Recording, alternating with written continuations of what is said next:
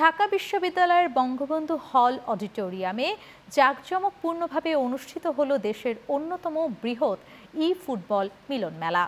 Community of Bangladesh E football গ্রুপের উদ্যোগে আয়োজিত এই মেগা ইভেন্ট দেশের শীর্ষস্থানীয় ই ফুটবল মোবাইল প্লেয়ার এবং গেমিং কমিউনিটির প্রায় 250 জন সদস্য অংশগ্রহণ করেন। অনুষ্ঠানের আয়োজক সহ সংশ্লিষ্টরা জানান, অনলাইন থেকে অফলাইনে সকলকে পরিচিত করাই এই গ্রুপের প্রধান উদ্দেশ্য। তারা আরও জানান, বাংলাদেশে ই ফুটবল নামের একটি গেম আছে যা সকলের মাঝে ছড়িয়ে দিতে চান তারা।